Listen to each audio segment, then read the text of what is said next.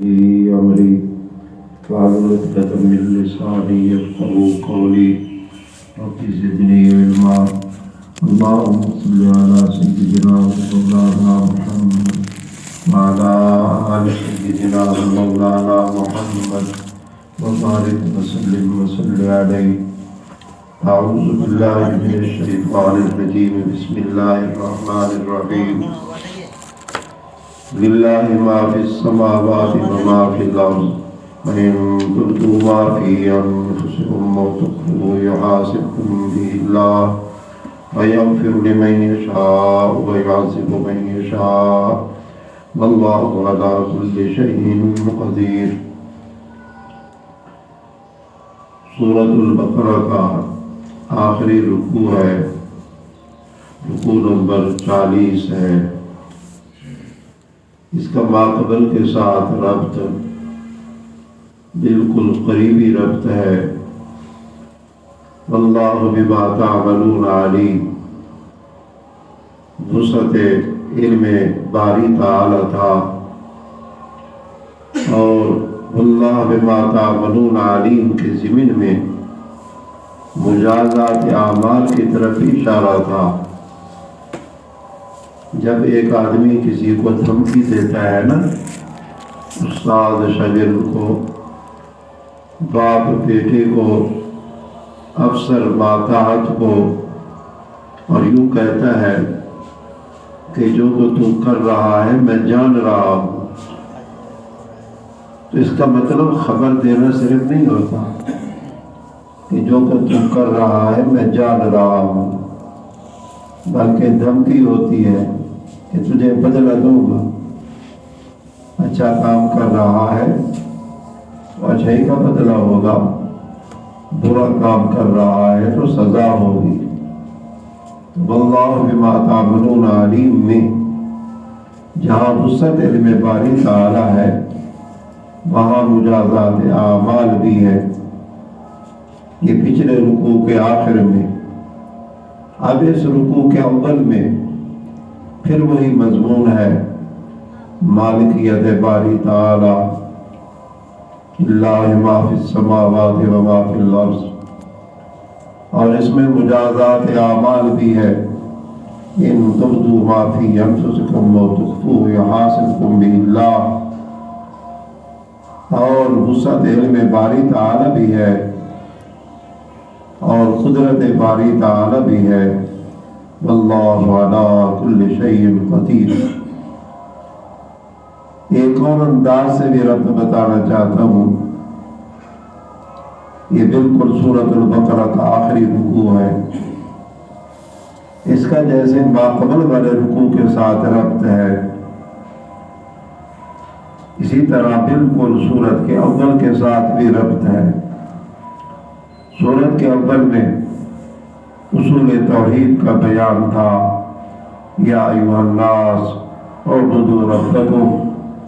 اب اختتام پر بھی توحید کا بیان ہے، اللہ کی وحدانیت کا ذکر ہے، مالکیت کا ذکر ہے، قدرت باری تعالی کا ذکر ہے.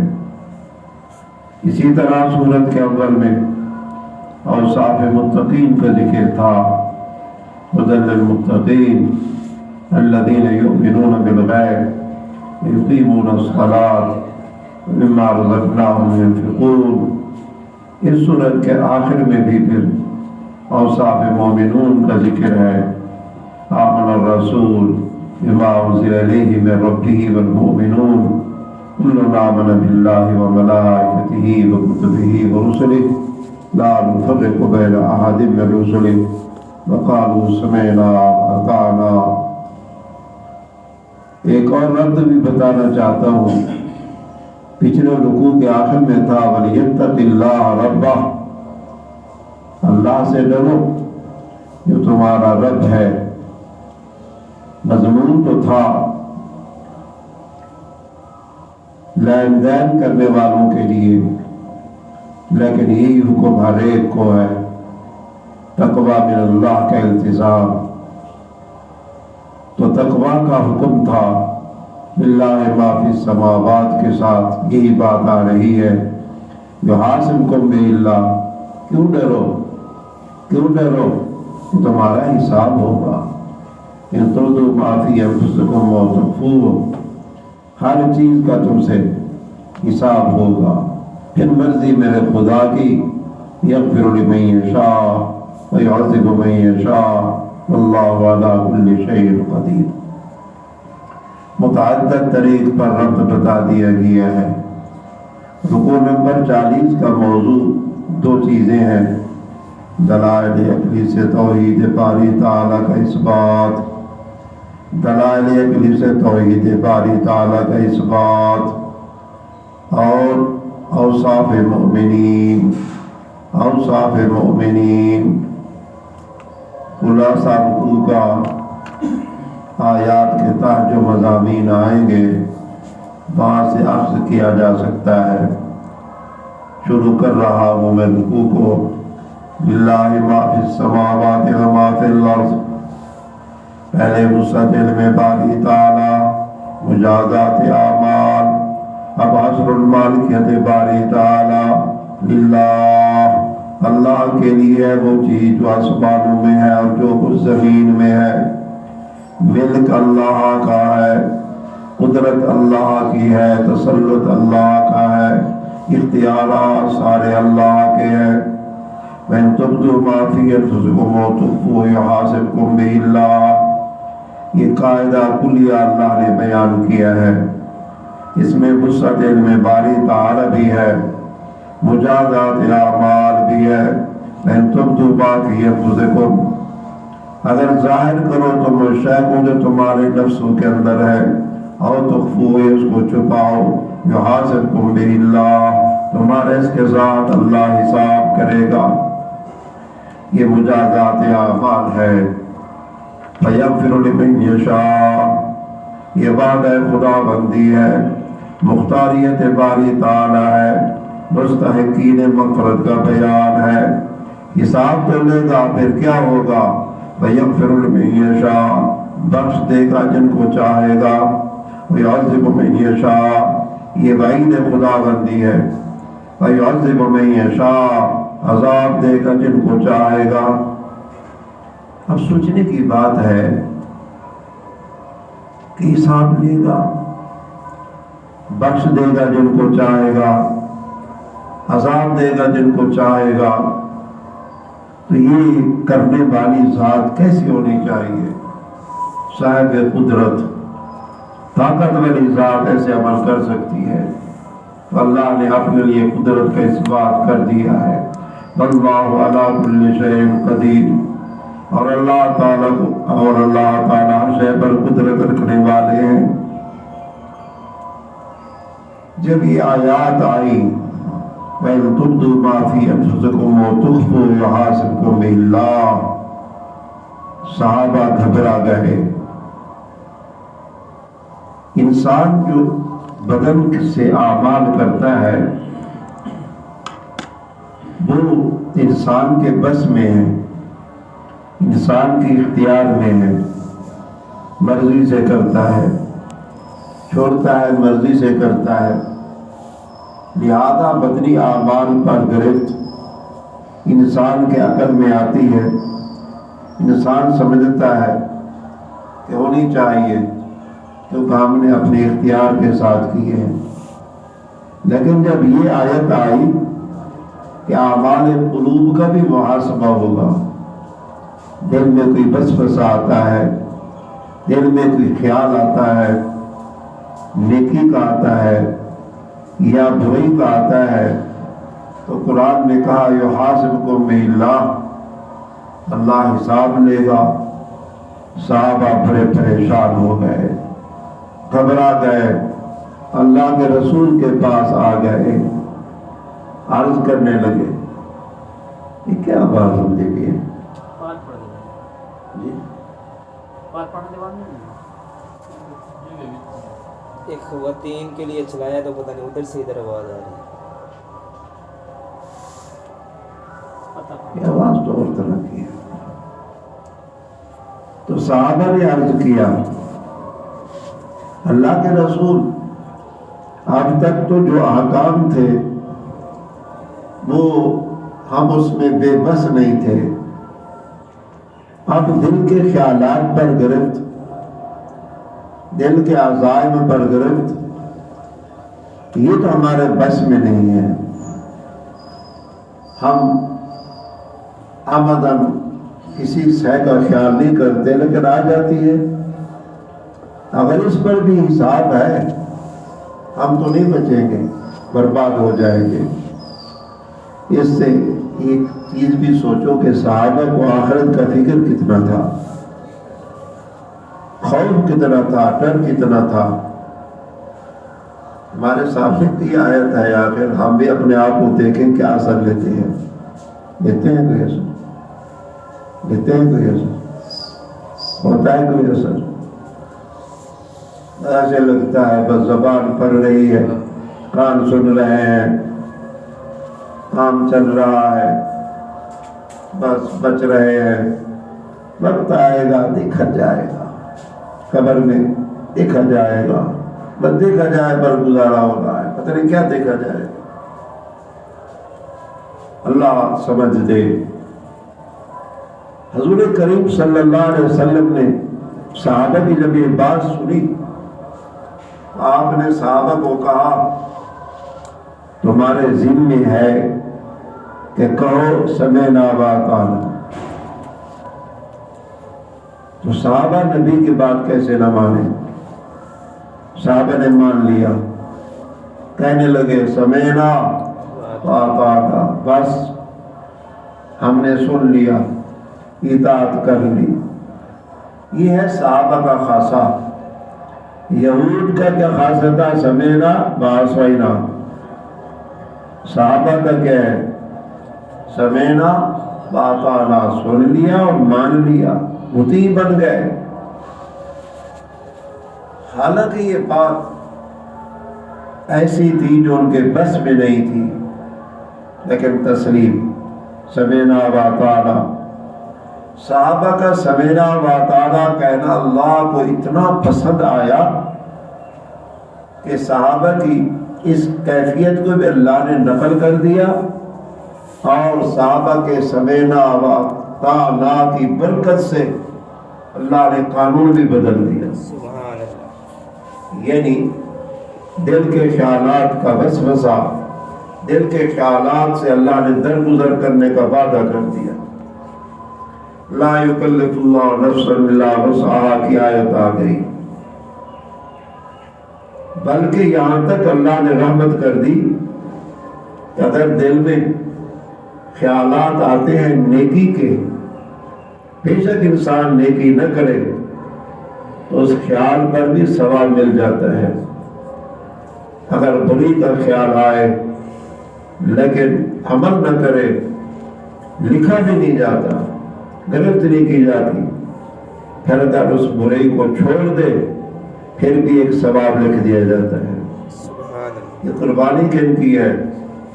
صحابہ کی ہے۔ کیا کہا صحابہ نے؟ سمعنا وأطعنا۔ آج ہم بھی اگر اللہ کی رحمت چاہتے ہیں تو سمعنا اطعنا کے دعوے کریں، اس کے نعرے لگاتے ہیں، اس کا عملی نمونہ بنے، دیکھیں اللہ کی طرف سے رحمت آتی ہے کہ نہیں آتی۔ آج کل تو مبلغ ہے، داعی ہے، دعوت دے دیتا ہے، تبلیغ کر دیتا ہے، بیان کر دیتا ہے، گھنٹوں گھنٹوں عمل کی توفیق نہیں ہوتی۔ پڑھتا ہے یا ایھا المزمل قم اللیل الا قلیلا، کہ اللہ کے پیغمبر کو حکم ہو رہا ہے رات کو قیام کرو۔ اللہ کے پیغمبر قیام کرتے تھے، پاؤں پر برم آ جاتی تھی، اللہ کو بھی پیار آ گیا، پھر اللہ نے نرمی کر دی، ان ربک یعلم انک تقوم ادنی من ثلثی اللیل۔ لیکن کیا پھر یہ تقریر کرنے والا کیا کرتا ہے رات کو؟ ہر ایک اپنے حال سے باخبر ہے۔ اللہ تعالیٰ ہمیں صحیح سمت پر چلنے کی توفیق نصیب فرمائے۔ آمن الرسول، اللہ اتنے خوش ہو گئے کہ اللہ نے اپنے رسول کی بھی تعریف کر دی، رسول پر ایمان لانے والے صحابہ کی بھی تعریف کر دی، اور ان کے نظریات کو اللہ نے ظاہر کر دیا، اور پھر ان پر جو احسان کیا کہ حکم کو منسوخ کیا اس کا بھی اعلان کر دیا۔ آمن الرسول بما انزل الیہ من ربہ والمؤمنون، یہ مدح رسول اللہ ہے۔ اللہ اپنے رسول کی تعریف کر رہا ہے۔ کیا تعریف ہے؟ کہ میرا رسول آمنا، ایمان لے آیا ہے۔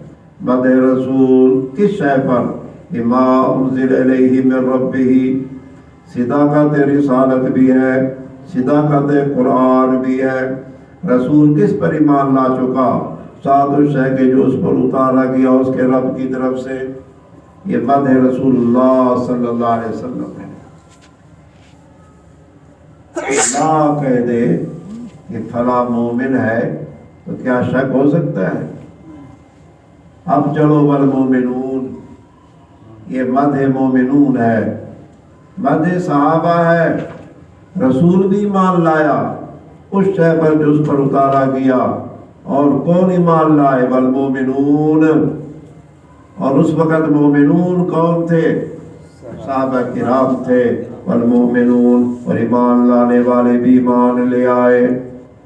مشکل بات تھی دل کے خیالات پر محاسبہ۔ کل آمن باللہ وملائکتہ، یہ اوصاف مومنین ہے۔ کل، یہ سب کے سب، کون سب کے سب؟ رسول بھی اور مومنون بھی۔ کل، سب کے سب آمن باللہ، اللہ کے ساتھ ایمان لے آئے، ملائکہ کے ساتھ ایمان لے آئے، کتابوں کے ساتھ ایمان لے آئے، رسولوں کے ساتھ ایمان لے آئے۔ لا نفرق بین احد من رسلہ، یہ عدل و انصاف مومنین ہے۔ یہ صحابہ ہی ہے، امت مسلمہ ہی ہے۔ 1,24,000 کم و بیش تمام انبیاء کو بلا تفریق مانتی ہے۔ اگر نہ کچھ لوگ نومن بے باز و نہ کرو بے باز۔ عیسائیوں کو دیکھو، عیسیٰ علیہ السلام کو مانتے ہیں، موسیٰ علیہ السلام کو نہیں مانتے۔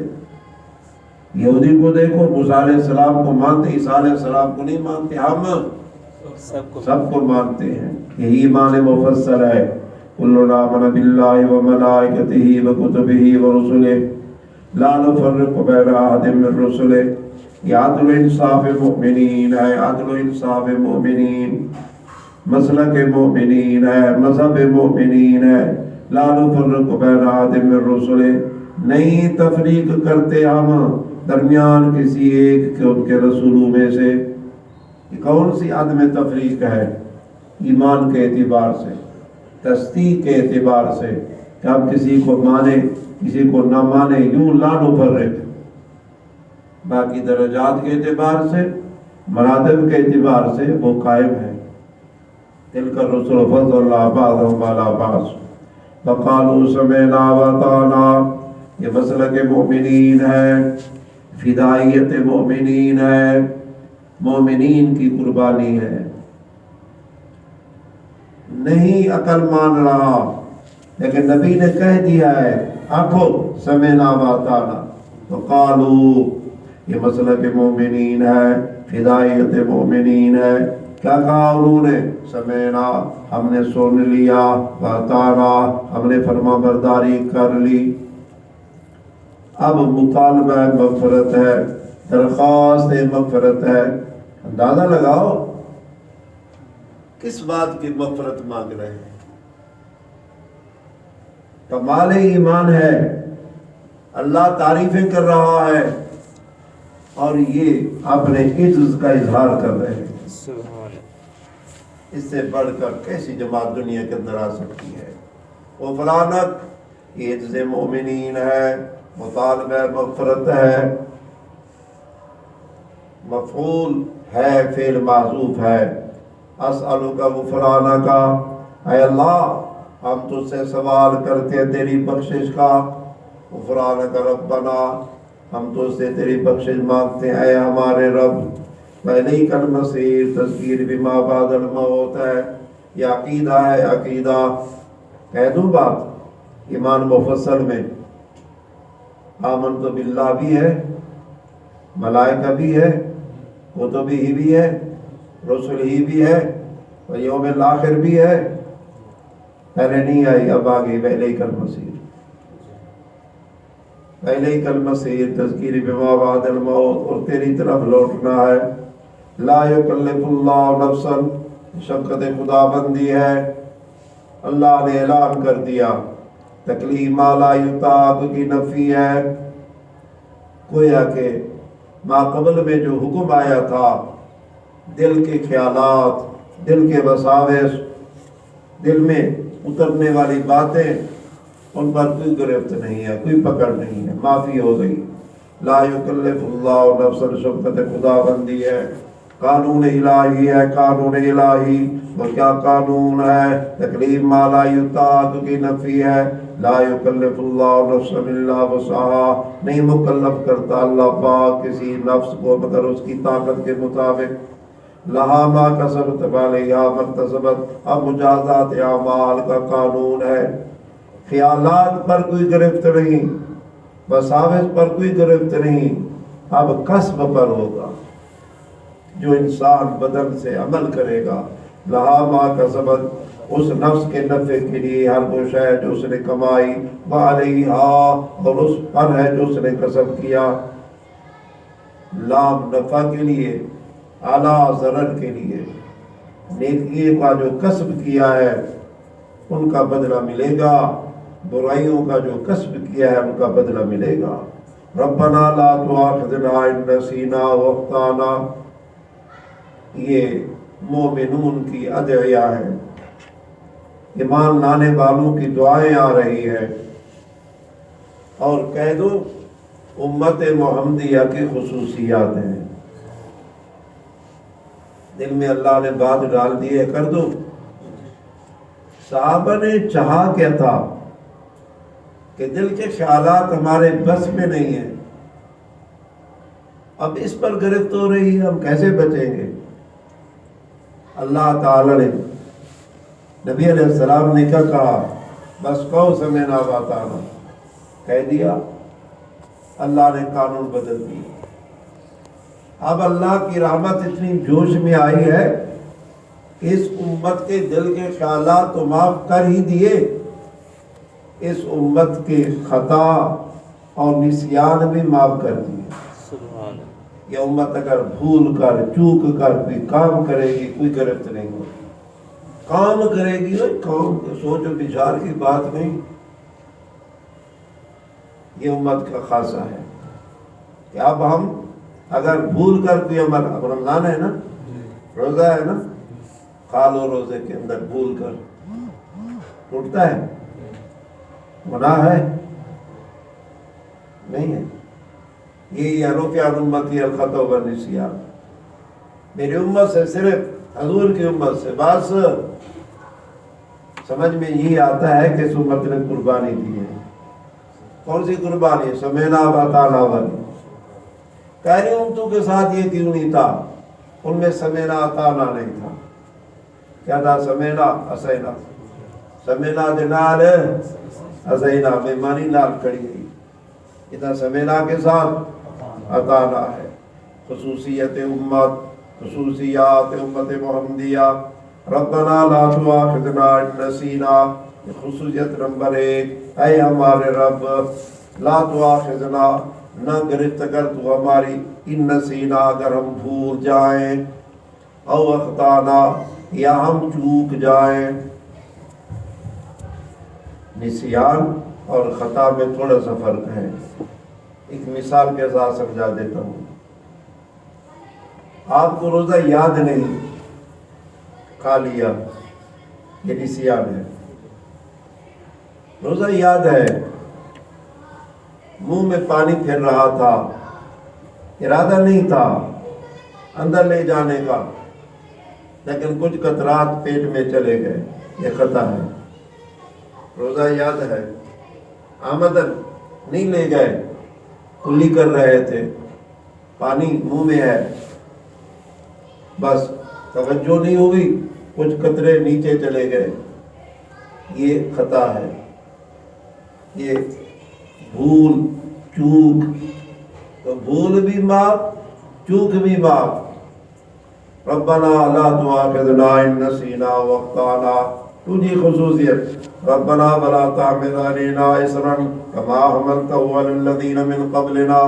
میں لفظی معنی کرنا چاہتا ہوں، اے رب ہمارے، لا تحمل علینا، کرا معنی، نہ ڈال ہم پر، نہ رکھ ہم پر، اصرن بھار، بوجھ، کما حملتہ جیسے کہ رکھا تو نے وہ بوجھ، علی الذین من قبلنا ان لوگوں پر جو ہم سے پہلے تھے، پہلے امتوں پر احکام جو تھے نا وہ بوجھل تھے، اللہ وہ بوجھل احکام ہم پر نہ رکھ۔ مثلا ان سے کوئی گناہ ہوتا، حکم ہوتا، توبہ کرنی ہے نا، اپنے آپ کو قتل کرو، بچڑے کی عبادت کی تھی، کیا توبہ تھی؟ کیا کہا تھا موسیٰ علیہ السلام نے؟ اپنے آپ کو قتل کرو، فاقتلوا انفسکم۔ تو توبہ میں قتل نفس، ہم میں کیا ہے؟ دل کا عزم نہیں کرنا ہے، جو کیا اس پر ندامت، بس توبہ ہو گئی۔ نہ اس میں نماز شرط ہے، نہ زبان سے کچھ کہنا شرط ہے، اصل توبہ اسی کا نام ہے۔ کتنی آسان ہے۔ پہلی امم پر زکوٰۃ کی مقدار کیا تھی؟ ربع، چوتھا حصہ۔ اس امت پر کتنا حصہ ہے؟ 40واں حصہ۔ اب 40 پر اس امت پر کیا ہے؟ 100۔ صحابہ کو پکڑو تو لگاؤ حساب، چوتھا حصہ 40 100 پر، چوتھا حصہ 150، چوتھا حصہ 150 نہیں ہوتا، ربع۔ اسی طرح ان امتوں کی اندر کوئی اگر چیز پلید ہو گئی ہے، دھونے سے پاک نہیں ہوتی، اس پلید جگہ کو کاٹ دو۔